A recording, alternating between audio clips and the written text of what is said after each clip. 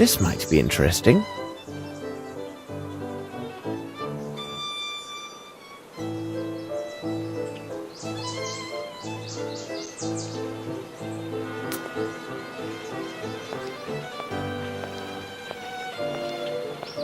Aston's Theatre. Here we are.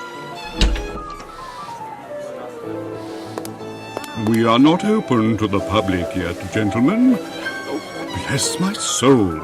I can hardly believe my eyes. It is the young Sherlock Holmes, isn't it? Watson, allow me to present Philotomy Kirby, who in his day was one of the last great hopes of the popular stage. He also took great pains to advance my comprehension of the many subtleties of the theatrical arts. So he can still prattle away. Don't listen to him. This is the most talented student I've ever met, upon my word, as an actor. But those days are past.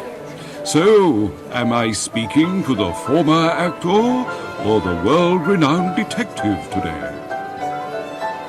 Tell me, what you know about the Fairfax Theatre troupe? 2 months ago, they returned from an international tour. Richards, their director, had managed to secure the necessary funds to buy back Aston's. It seems he had finally resolved his troubles. He was in some kind of trouble. Oh, it's always the same with those tours abroad. Your star actress marries an emir. Another time the entire troupe has their luggage stolen. Anything is possible, and whatever occurs is usually nothing good. But who would have imagined such a tragedy? What tragedy? Their last tour started about 3 years ago. At that time, the troupe was housed at the Fairfax Theatre. But a series of failures forced the owners to sell it at a substantial loss. The owners were 3 individuals: Dwight Richards, their current director, Miss Davenport, their star actress and the mistress of Richards, and lastly, a young actor, costumier, make-up man called Jeffries. They decided, after the sale, to launch an international tour in order to raise funds. Their success was assured? Yes, the fame of English theatre is worldwide. During their travels, Jeffries and Miss Davenport developed a close relationship, which was much to the regret of the hot-headed Richards. He is a gypsy by birth. No one can be more possessive and quick-tempered than a gypsy. Pray continue. In short, a dark tragedy occurred in a village in Latin America, located not far from the Amazon. One evening, after their performance, someone noticed that Miss Davenport and Jeffries had gone missing. The local authorities were notified, and the alarm was raised. And Richards? Richards was implicated in some manner, it seems to me.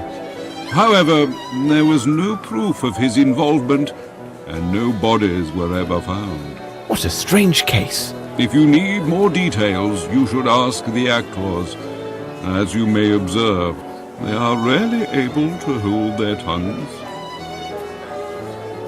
I will see you later, Kirby. Yes, it was good seeing you again.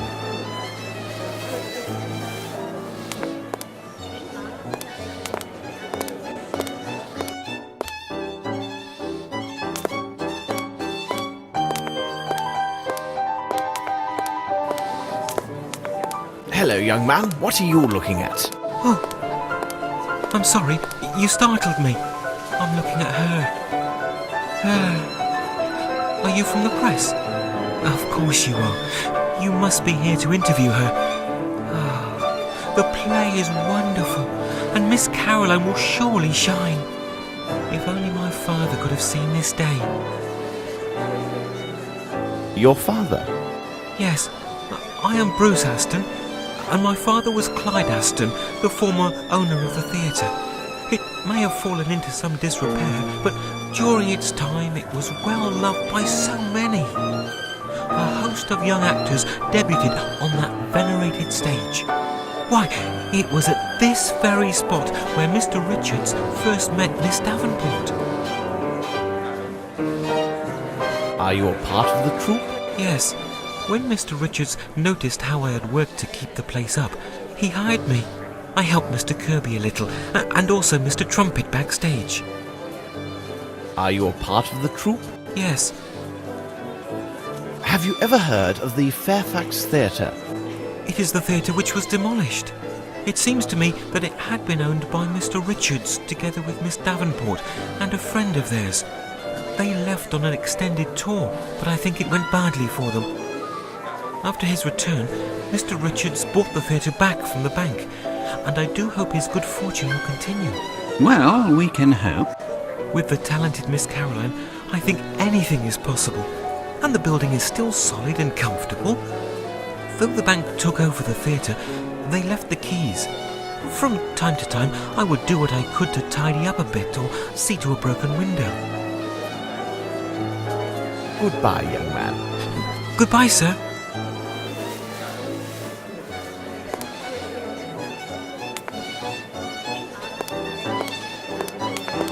Excuse me, may I ask you some questions? Naturally, I'm listening to you. You are rehearsing at the moment, aren't you? Yes, we are in rehearsal for the play we are to perform at the month end.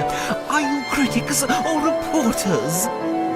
As you know, we just came back from an extended tour. We were a triumph everywhere we performed. Tell us about this international tour. We performed in France, in Switzerland, and even for an Arab prince. We were met with acclaim at every stop. If tragedy had not occurred, we were to appear next in New York. But fate had other plans for us. What sort of tragedy? Oh, surely you must have heard about it. All because of those in our company who assumed the right to reveal every distasteful and intimate detail of a most tragic event. Anything to gain publicity for themselves. It is positively scandalous. But even a professional actor such as myself respects the privileges of the press and the public's right to know. Your sensitivity honours you. Please, continue your story. The events took place in a most sordid place in Brazil named Guacamole or Babiamo or something like that. I still can't stop asking myself what we were doing there in the first place. But to be brief, our talented costumier, Mr. Jeffries, had been having a tete-a-tete with the beautiful Miss Davenport. Unfortunately, she was still very much the mistress of our director, Mr. Richards. I tell you, the tension was unbearable. Really? In the view of a professional, they were the worst hours of my life. Miss Davenport was spending the whole day closeted in her room. Mr. Jeffries trembled so uncontrollably that he was unable to do our makeup. Mr. Richards stepped in, and I must say, he was a pitiful substitute. May you never be so ill-fortuned as to have your face in his large, hairy hands.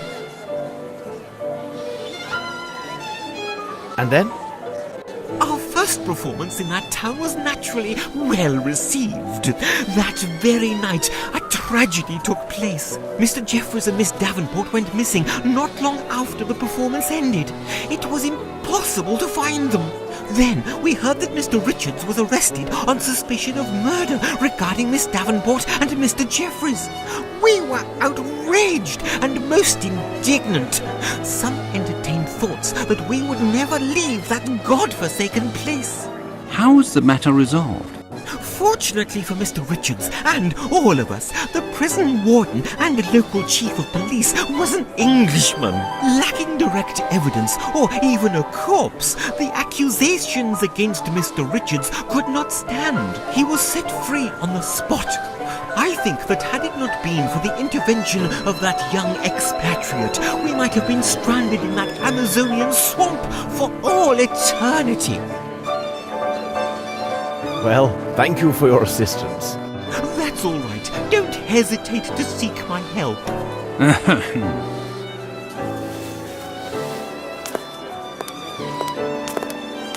Don't listen to that milquetoast. He gets positively weak in the knees over redheads. A policeman is just a policeman. That's it.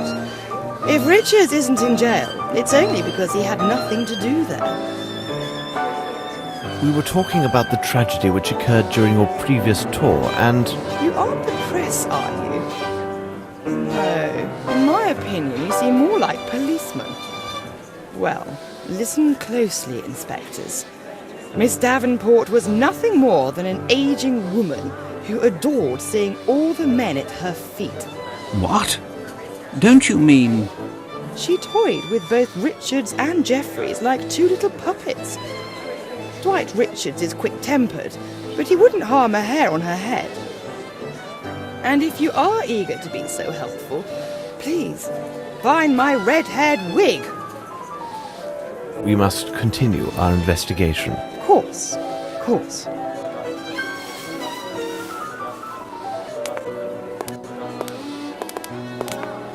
Hello, miss. I'm sorry for disturbing you. Oh, you are welcome.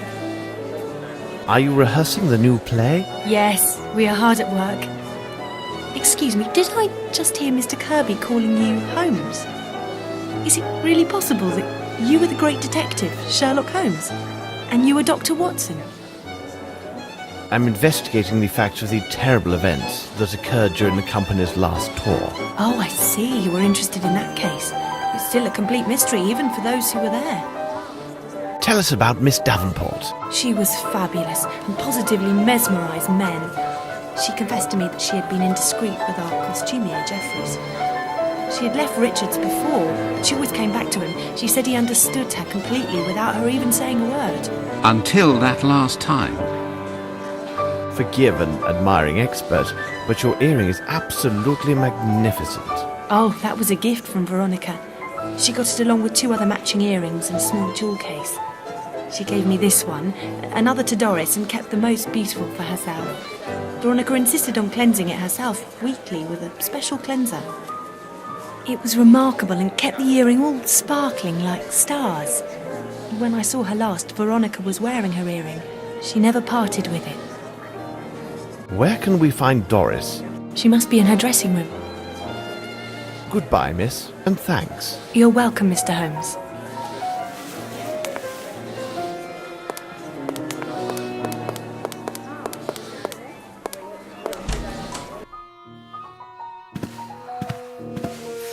Pardon? Why can people not allow actors their peace and quiet? They walk through here as if it were a common thoroughfare. Nothing strange about that. They still haven't bothered to change the locks. Anyone can enter at will and abuse me. Me, who in the 50s, I was rather good actually. Did you see me? With the best, me. And they just treat me and, oh. Are you rehearsing? Everyone has his own technique. Cheers. Miss Small told you about your earring. Would you mind showing it to us? It can't be sold. Do you think that actors have no heart? I would prefer dying of thirst than parting with it. My friend, my best friend Veronica, who I love like my own daughter, she gave it to me. My little Veronica. She... Veronica.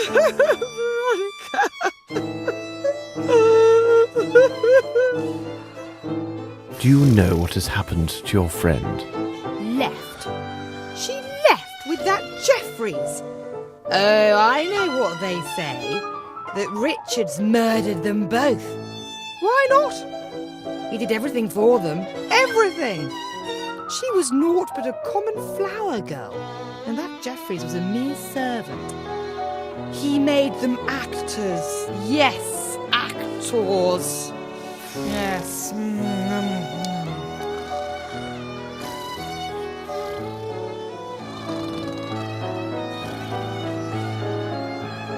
Oh, we'd better leave you to your work. I mean, Out! I need to concentrate.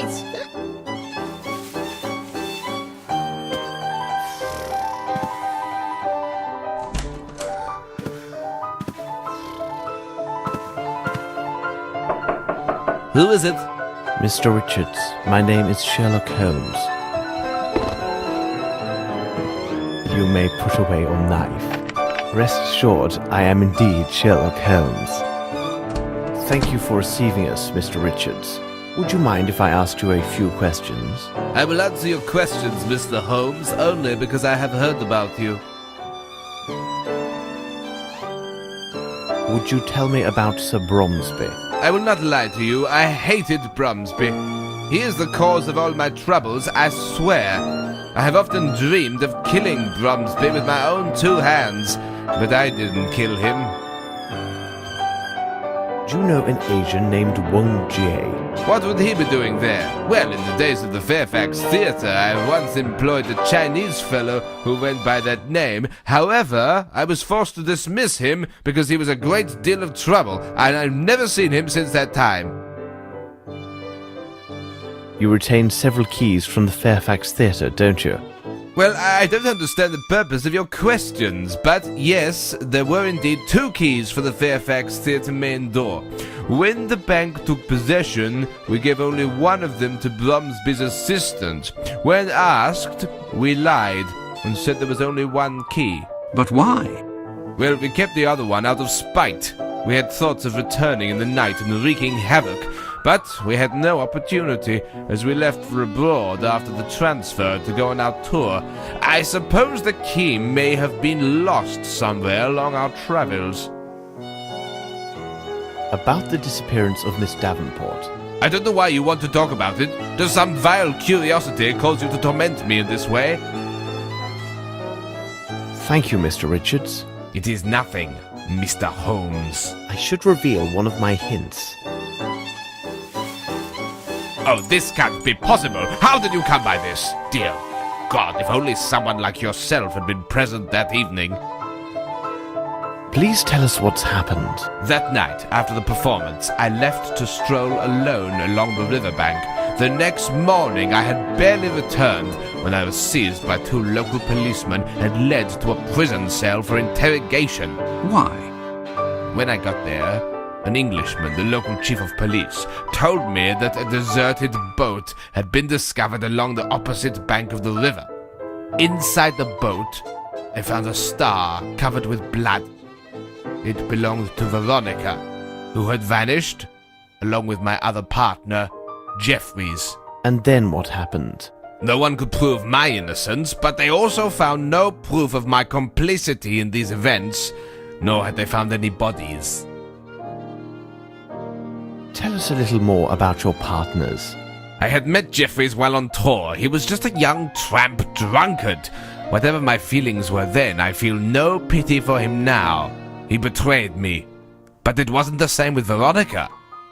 I fear the pain caused by these events will forever haunt me. Thank you, Mr. Richards. It is nothing, Mr. Holmes. This man is a wonderful actor.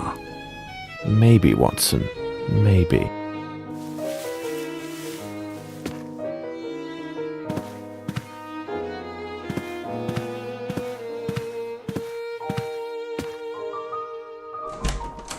What chaos!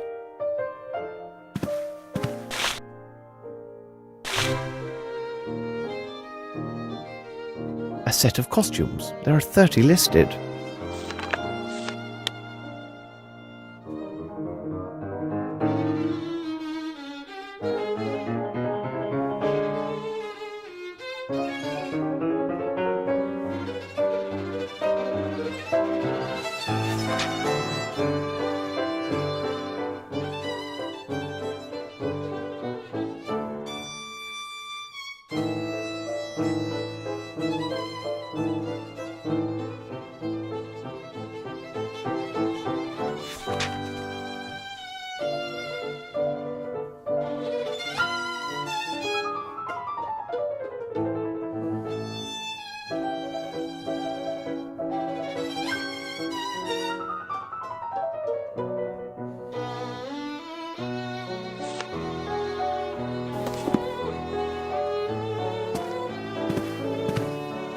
through the flying dragons of the Virgin Islands, the land of gargantuan man-eating crabs, love in the heart of the Black Desert. This author seems to be particularly inept.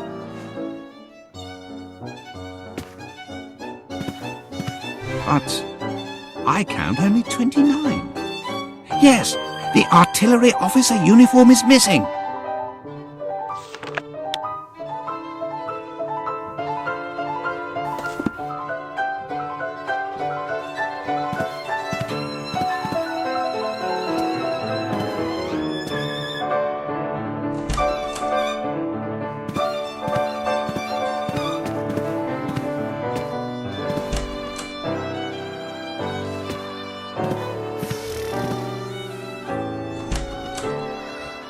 We are in the backstage area.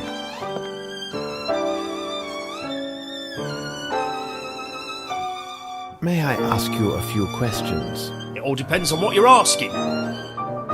What are you doing? My job, my lord. I'm making this jumble look a bit neater. Could you tell me what happened in Brazil? Yes, my lord, I was there when it happened. But Mr. Richards takes it very personally if we chat about those times, and I won't risk my position without some consideration, if you get my meaning. Here's 5 guineas. How's that? Oh, my lord, you're too kind. I don't really know much of what happened. You see, I was alone at a tavern that night, and I was, as one could say, very fond of the local alcohol. When I returned to our lodgings, I learned that the actress and the costumier had taken to their heels. And what did you do then? I made my way to the inn with all haste to learn what they'd taken in their sudden departure. You must understand my position. I was solely responsible for the security of the luggage and troop properties. Can you then imagine my surprise when I saw that nothing was missing? Absolutely nothing. They hadn't even taken their personal items. I can understand that of a man like Jeffreys, but it was most unusual for a lady such as Miss Veronica. So the idea came to me that perhaps they hadn't truly left, you see. And what of Dwight Richards? I learned that Mr. Richards had been seized by the local authorities. It seemed he was under suspicion for the murder of the missing lovers. This was too incredible. And then there's another odd thing that weighs on my mind. When we finally returned to England, Mr. Richards asked me to do him a small personal service.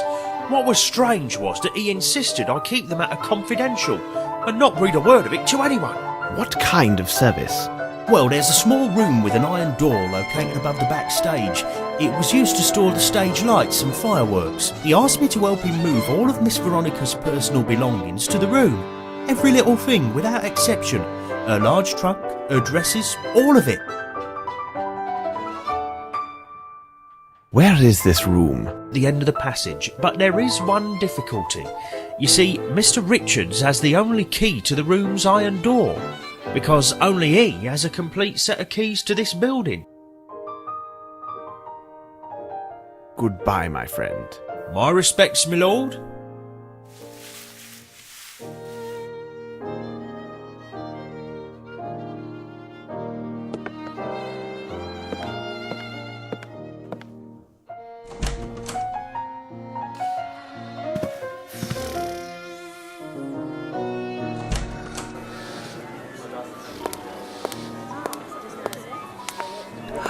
She is fabulous, isn't she? Do you have a complete set of keys to the theatre? Oh, yes. Take them. But you will see to their safe return. Goodbye, young man. Goodbye, sir.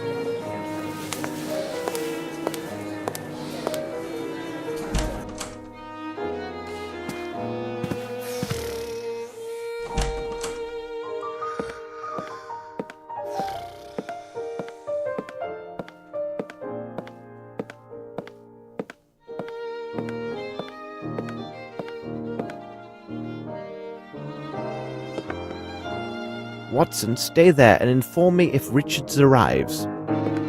All right, Holmes. Let us see whether we can find other evidence.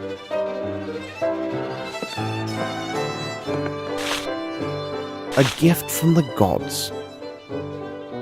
I need something.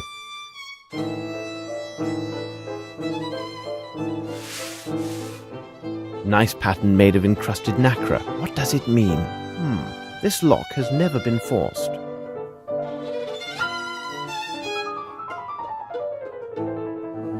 I see. To open the safe, I must have the 2 other earrings.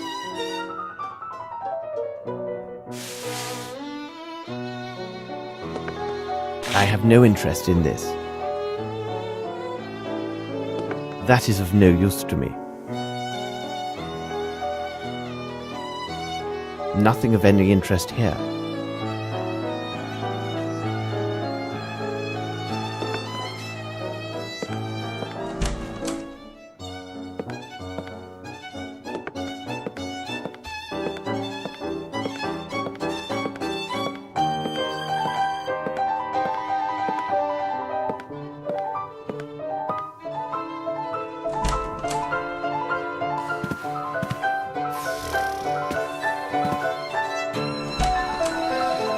I should show her one of my hints.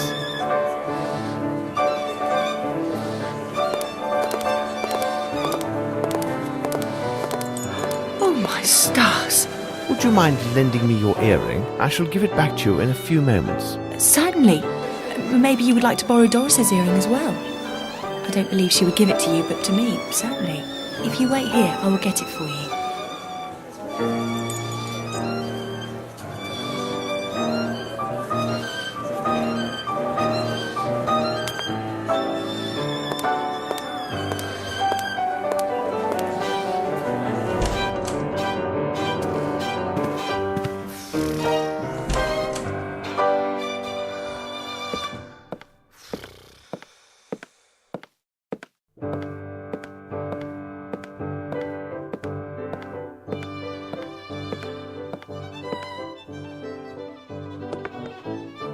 Watson, stay there and inform me if Richards arrives. All right, Holmes.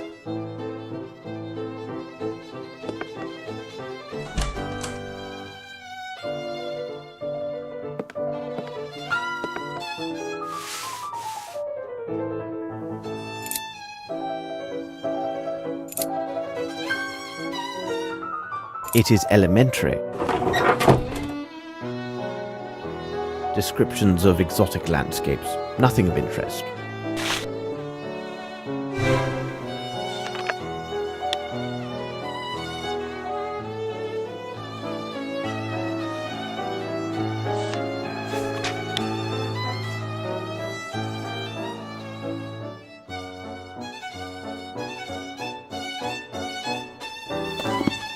Richards and Miss Davenport standing in front of the old Fairfax Theatre.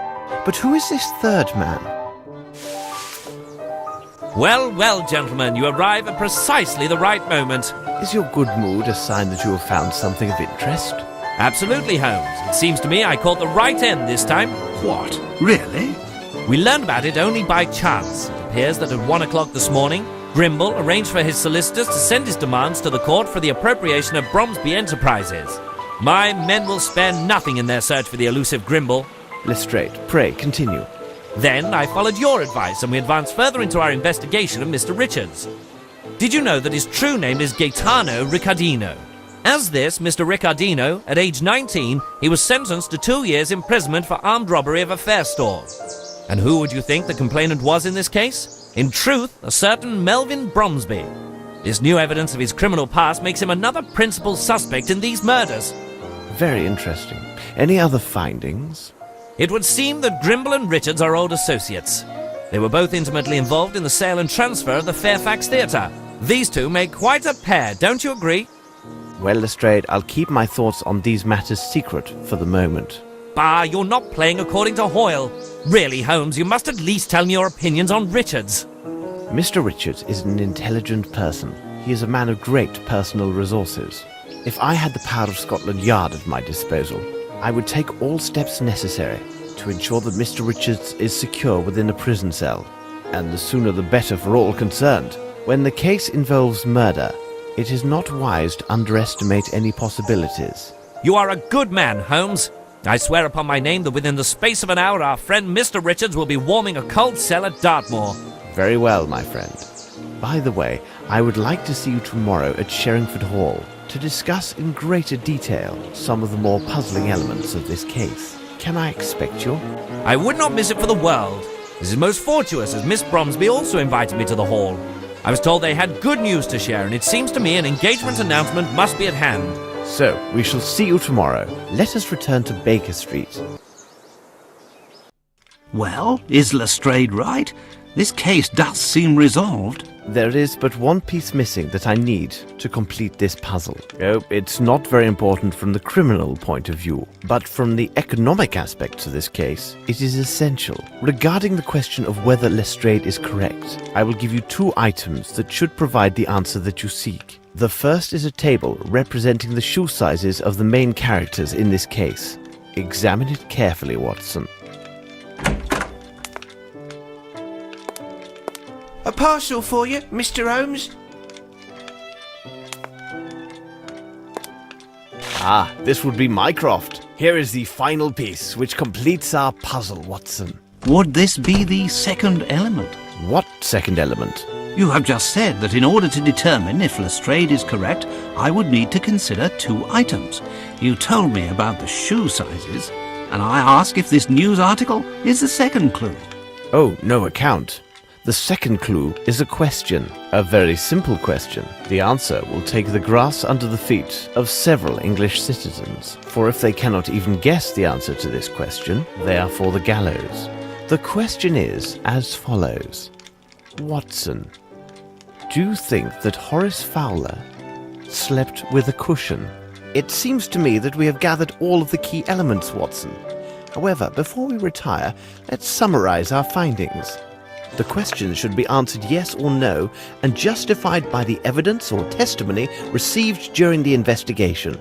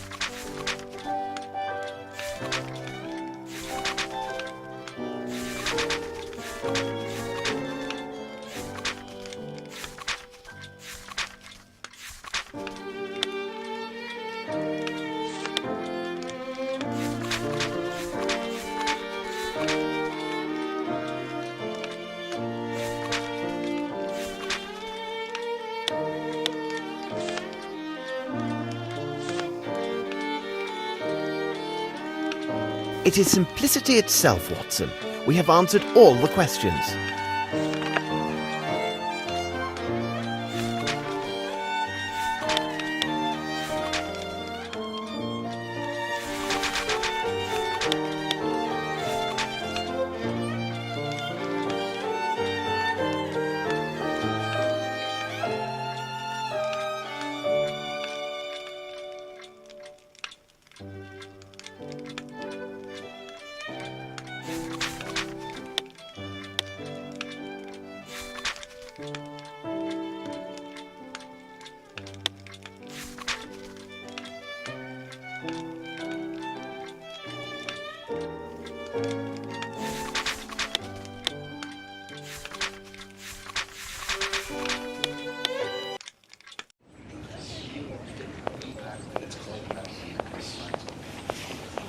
Cabby!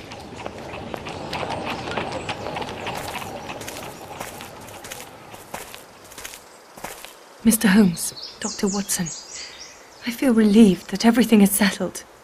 The inspector told me that you were not as useful as you had hoped in this case, but you did your best, and I am grateful to you.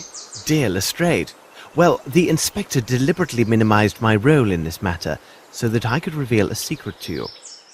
I wish Lieutenant Harrington could be here now, but... He had to leave for London on a very urgent business. But how could you know? It is my business to know, Miss Bromsby.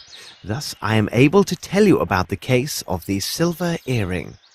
Everything begins on that sad afternoon, which was to celebrate your birthday, and ended with the untimely death of your father.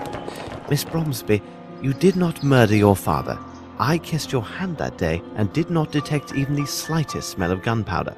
I also discovered powder traces that proved the shot was fired from behind the second side door. You were not seen at that door, but where did the murderer go after taking his shot? Everyone who tried to exit through the side entrance found it blocked. According to witnesses and other evidence, none of the guests could have possibly been the murderer, because they were all present in the ballroom.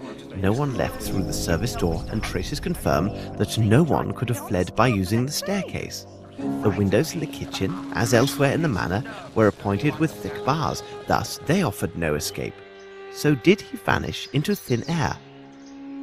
In fact, one of the parties did leave the ballroom and went to the kitchen corridor. He left to meet his accomplice, who was not an invited guest. This accomplice was a professional actor who was disguised to resemble our missing invitee. This guest hid under voile in the shadow of a statue and waited for his moment. Meanwhile, his twin acted out his part in the ballroom and provided the murderer with a perfect alibi. When the killer heard the applause, he left his hiding place, aimed, took his shot, and hit his target. It is important to know that the actor was well placed at the manor. He secured entry to the manor by impersonating a French head waiter. Using his position, he persuaded those in charge to use long tablecloths and to arrange the tables in a most peculiar manner. When the shooting occurred, our actor joined the crowd and rapidly crept across the room, concealed under the tables. As he neared the side door, he rose from beneath the last table and acted as if he had been jostled and fallen. However, as he stood, he accidentally snagged a small piece of his dirty glove upon a chair. When he arrived at the door, which was held closed by the murderer, he tapped on it using a prearranged code and was allowed entry. He exited to the corridor while his partner continued to hold the door shut against all others.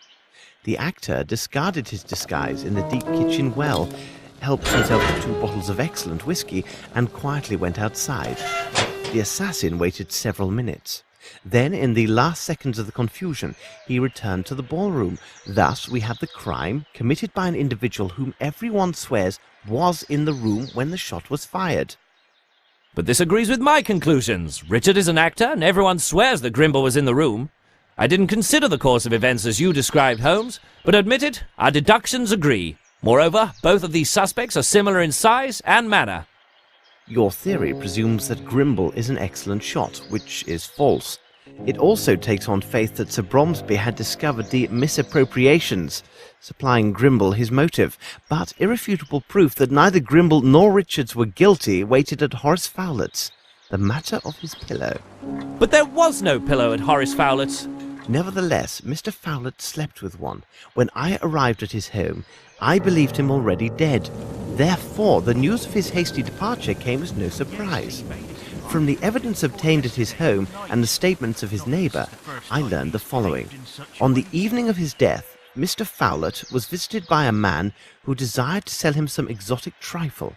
While this man distracted Mr. Fowlett, a second man quietly crept into the house and tried to open his safe.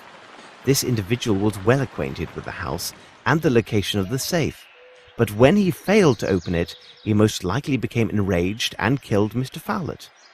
This individual, Miss Bromsby, was your cousin, Wyatt Collins, who returned to England under the name Johansson. But what about this pillow?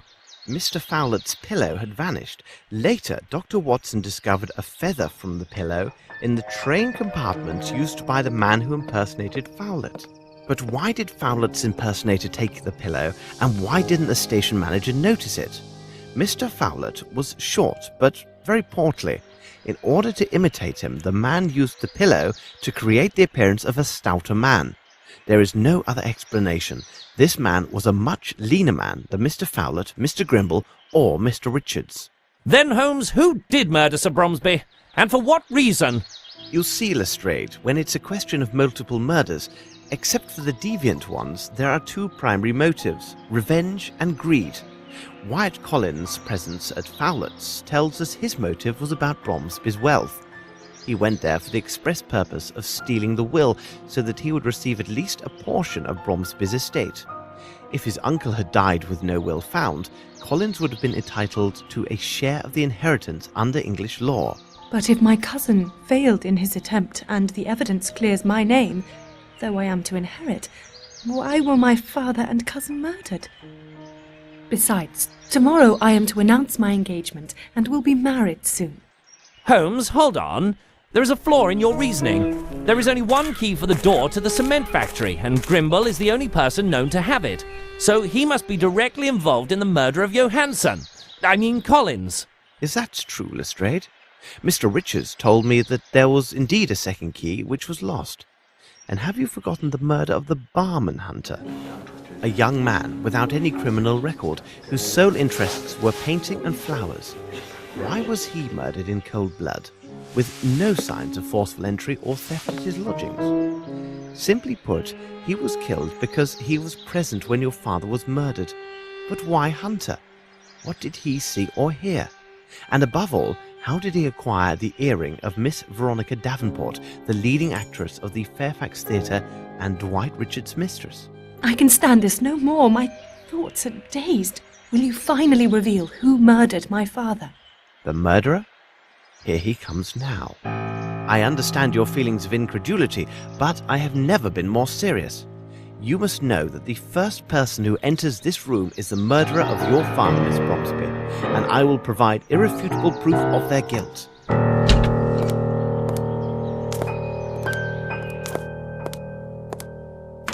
Well, good afternoon, gentlemen. You made the right choice to leave London. It is unbearably foggy. But Lavinia, darling, what's going on?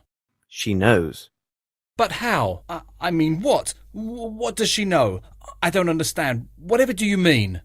Oh no, you understand me clearly, Mr. Harrington, and you also, Spencer. Or should I say, Mr. Jeffries?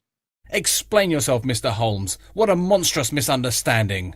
Oh, I've just explained myself to Miss Bromsby about the truth of her father's murder, but I can tell the story again from the very beginning. It begins several years ago. Wyatt Collins, the nephew of Mr. Bromsby, is forced by his uncle to leave England for South America. His hatred is fostered by the ingratitude he perceives in Sir Bromsby. Wasn't his uncle's career financed by his mother's money? In Collins' mind, Melvyn Bromsby owes him an eternal debt of gratitude, and was thus obliged to finance Collins' indolent lifestyle, fulfilling his every need. Here is our first criminal, Wyatt Collins. Then we have you, Mr. Harrington. You were a brilliant student at the military academy, and are an excellent shot, are you not? You were the only person at the reception with sufficient skills to make the shot that took Sir Bromsby's life. During my investigation, I learned that ex-officers of Her Majesty's Army enjoy great favour around the world for administrative positions. You left India and made your way to Brazil, where you obtained the position as warden of the prison in Guaquiamo. Do not try to deny your presence there. The pictures in your hunting portfolio could have been taken nowhere else in the world except Guaquiamo. We now have our second criminal, Lieutenant Harrington. Mr. Jeffreys, your arrival in Guaquiamo set things in motion. The theatre company had come to Brazil as part of their worldwide tour. You had been involved with the lovely Veronica Davenport, and loved her with a passionate yet possessive love. However, Miss Davenport did not share your affections. She had in fact tried several times to end your affair prior to the company's arrival in Guaquiamo. It seems she was truly devoted to Dwight Richards and would never leave him. After you arrived, you frequented the town's bawdier spots. This is where you first met Mr. Harrington, and you quickly became close companions. It seems tedium and heartbreak do bring certain people together. After the performance, maddened by alcohol and grief, you killed Miss Davenport because she had rejected your love. You then fled to your newfound friend, the warden, to confess your crime and beg for his help. In a show of friendship, he helped dispose of her corpse and directed suspicions towards your rival, Dwight Richards. Afterwards, you lay low, leaving the others to believe that you had been killed or had gone missing. You stayed hidden until they had departed, and you must have kept Miss Davenport's earring as some morbid souvenir. No doubt you also retained not only the key to the Fairfax Theatre, but the keys from Aston's, where you had been employed several years earlier. Here, then, is our third felon, Mr. Jeffreys. Life was difficult in Brazil for our trio. Mr. Jeffreys rarely went out, Mr. Harrington's men were talking behind his back, and Mr. Collins' funds were inadequate. One evening, Collins spoke of his cousin, who, in a few months' time, was to return to England from finishing school. She was also the sole heir to one of the greatest fortunes in England. Imagine these three men besotted with alcohol, considering the wealth that would one day pass to this slip of a girl. A terrible plan was devised. Several days later, they left for England, false papers for two of their party in hand, resolved to seize a portion, if not all, of this great inheritance. Incredible! Yes, incredible, and horribly true. At first, their plan was to forge a duplicate will or destroy the original, so that Mr. Collins would receive a share of the estate. This would happen soon enough, as they would murder Sir Bromsby at his daughter's birthday reception. It was essential that Collins enter the country under false papers, so that neither his uncle nor the authorities would be alerted to his presence in England. This would avoid any suspicion attaching him for his uncle's death when he arrived to claim his inheritance. They quickly put their plans into effect. Mr. Jeffreys arrived at the household in the guise of a stylish French head waiter and studied the lay of the manor. Mr. Harrington, the assassin, would accompany a person with rather poor eyesight to the reception, so that the illusion of the fake Mr. Harrington would go unchallenged. As the head waiter, Jeffreys was in a unique position to study the guest list. He quickly learned that two of the guests, Miss Rowntree and Colonel Patterson, had both poor eyesight and were unaccompanied. Lieutenant Harrington was quite busy in the days before the reception. He courted Miss Rowntree with great dedication and made fast friends with the Colonel. He hoped to secure one, if not two, invitations to the reception. Your arrival as the Colonel's guest was your first error, Harrington. Is it credible that a young officer who left the army because of his hatred towards all military authority would easily befriend a man who embodies everything that he detests? But your efforts bore fruit, and you obtained your invitation. Mr. Jeffreys, as head waiter, took great care that the tables and tablecloths were arranged specifically to accommodate their schemes. Mr. Jeffreys then secured the disguise for his role as the false Lieutenant Harrington. He remembered that an officer's uniform, similar to Lieutenant Harrington's, and a red wig, identical to the colouring of the lieutenant's hair, were in storage at the Fairfax Theatre. He learned that the company had taken up residence at the site of the old Aston Theatre, for which he still had the key. It was therefore a simple matter for him to acquire these items for his masquerade. They now only lacked the will, which Mr. Collins presumed was kept at Flowlet's house. Their plan was to take these papers prior to the murder of Sir Bromsby, so that Flowlet would be unaware of either their presence or substitution until it was too late. But things went badly. Mr. Jeffreys tried to divert Mr. Flowlet, but he must have been alerted by some noise, as Collins struggled vainly to open the safe. Upon being discovered, Collins killed Flowlet on the spot. The two conspirators then left the house in such a way that witnesses believed it was Flowlet himself who had left. They would now have to find another way to get hold of the money, because no doubt Sir Bromsby had disinherited Collins in favour of his daughter. They decided to take the money from his daughter, a young, naive and vulnerable young woman. On the day of reception, Mr. Harrington arrived with Jeffreys, disguised as his servant Spencer and the Colonel. With the promise of whiskey, Jeffreys easily secured the unwitting aid of two fellow servants and assumed a position at the service door. He wagered that he could pinch 2 or 3 good bottles of liquor from the kitchen if his companions would cover for him. I have just explained what happened next. After the shooting, he took 2 bottles of excellent whiskey. Only someone knowledgeable would have taken these 2 bottles over the others, and Mr. Jeffreys had been formerly employed at a luxurious hotel in France. Upon his return, he gave an accounting to his fellow servants, did his hair, and left the manor. The promised delivery of the liquor and his frightened look secured the 2 men's cooperation in providing his alibi. They could not have known his true role in these events. The one problem for the conspirators was the barman Simon Hunter. He had perfect eyesight, unlike the Colonel, and realized that the man who claimed to be near the bar at the time of the murder had in fact lied. He hinted as much to Mr. Harrington and most certainly intended blackmail. As they were short on funds, the accomplices gave him Miss Davenport's earring as collateral and pledged to return with the money he demanded. That night, when Lieutenant Harrington visited us in London, he had just come from Simon Hunter's. Hunter had told Harrington that the earring had been pawned and he would not reveal the name of the shop unless Harrington paid him his money. Mr. Harrington ruthlessly killed Hunter, and the earring so precious to Mr. Jeffreys was lost.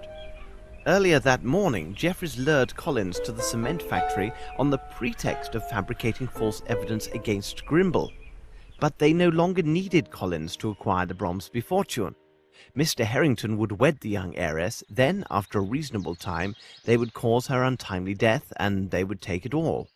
So Mr. Jeffreys murdered Collins and made sure his body was barely recognizable. If he was identified, it would not affect their plans, as they believed leaving the corpse at the cement factory would direct suspicion towards Grimble. When Mr. Harrington came to see us, he learned we were hot on Collins' trail and had traced his movements up to the factory. He assumed we would go there within the hour and left to quickly round up his associates and devise a plan.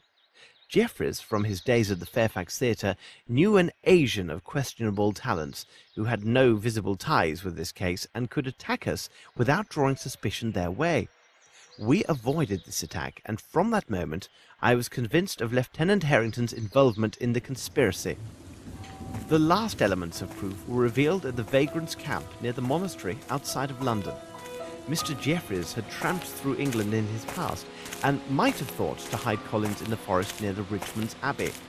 The very day that I was there, he tried to destroy all evidence of Collins' murder. Fortunately, he did not manage to destroy everything. It seems Collins, foreseeing his possible death, left a small surprise for his accomplices. It would be easily missed, except by someone who observes all and misses nothing. But this is merely some draught to lull us to sleep, Mr. Holmes. Lavinia, surely you can't believe these mad accusations. They arise from nothing. What proof do you offer for what you say? None. Believe what you will, Mr. Harrington. I will warn you that Mr. Collins left a letter written in his own hand, which named yourself and Mr. Jeffreys and accused you both of complicity in the murder of his uncle. At this very moment, Inspector Lestrade's men are conducting a search of your rooms.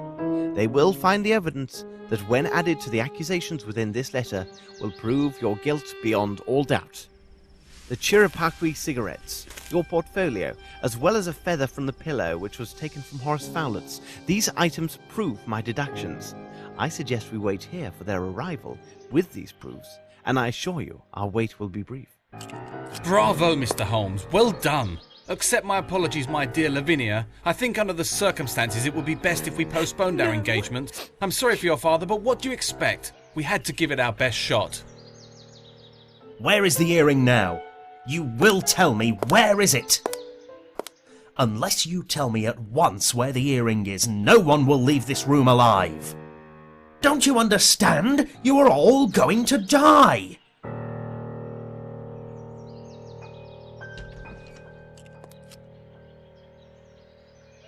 They are all yours, Lestrade. I suggest you return with your agents to London as soon as possible. Thank you, Mr. Grimble, for literally applying my precepts. Watson, let us escort Miss Bromsby to her rooms. She will need her rest. Holmes, Collins never named either Harrington or Jeffreys in his letter. Indeed, Watson, but they could not have known. I played my bluff, and they believed me. And Grimble, where did he appear from? You can now boast that one of the most influential men in England served as your driver. Since my visit to Fowlett's, I knew that Grimble had nothing to do with this crime. I asked him to assist with the investigation, and it was at my request that he took steps to acquire Bromsby Enterprises. He gained us precious time by forcing Harrington and Jeffreys to wait and see if Miss Bromsby would inherit. He ran quite a risk in doing me this favour, because their plots then turned against him. I also asked him to send the letter which lured the two murderers away from the hall. I needed a moment to explain everything to Miss Lavinia. It would be dreadful if she fell into the hands of her father's killer. From the beginning, Grimble was concerned only with saving her inheritance. He never once doubted her innocence. Nevertheless, didn't he misappropriate those funds? Indeed, but not for his own profit. It was solely to protect his friend Bromsby. An ex-architect with whom he had quarrelled, a Mr. Waters, had contacted Sir Bromsby before this intrigue began. Waters learned from Captain Bowie that Sir Bromsby had encouraged certain actions against workers hired to build a bridge in India. That project was the bridge over the Kalidasa Abyss. Waters blackmailed Bromsby from afar. Grimble received the letters and considered them to be quite serious. He knew his hot-tempered friend well and preferred to conceal the blackmail attempt for fear of disastrous consequences. So Grimble made regular payments to Waters in exchange for his silence. Unfortunately, Collins discovered the arrangement while he was working at the cement factory and threatened to reveal everything. Grimble could not afford for that to occur. He managed to rid himself of Collins by sending him to Fowlett. Then it was Bromsby's turn to discover the blackmail by sheer accident. He was angered, but before he could decide his next move, Mr. Waters died suddenly and removed all threat. When Grimble learned that Waters had died, he confessed all to Bromsby. He noted that the money paid was a pittance when measured against Bromsby Enterprises, and that the same amount could now be applied in other ways. India had enriched them so greatly, and Bromsby had been cursed over the harm done to the Indian people in his employment. It was decided that these same funds would now be sent on a monthly basis to a Bombay orphanage in the care of a Sergeant Brahamai. It is possible that Bromsby intended to increase his patronage, and this was the important news he intended to reveal to the press at his daughter's reception. It was she who had harshly reproached him regarding his behavior towards the Indians in his employ. Do you remember the words from that poem which he had written into his notes? It said that the ungrateful always die miserably. Indeed, Holmes. But there is one thing that I still don't understand. Why did you ask Lestrade to put Richards behind bars? He wasn't guilty of any crime, but you treated him as a murderer. I advised Lestrade that it would be prudent to place Richards in custody so we could protect him from harm. Mr. Richards is a wise and intelligent man. He would have recognized Harrington and Jeffreys on sight. When he realized that Jeffreys was alive and that I possessed the missing earring, he would have drawn the same conclusions as I. So this investigation would have been stopped cold by one or two more murders. I see. Well, Watson, you seem to know everything. Tell me, please, that small missive which I can see on the desk. It contains 2 invitations to the opera's opening night, does it not? If so, we shall finally have our opportunity to hear this marvellous soprano. Well, what do you say, Watson?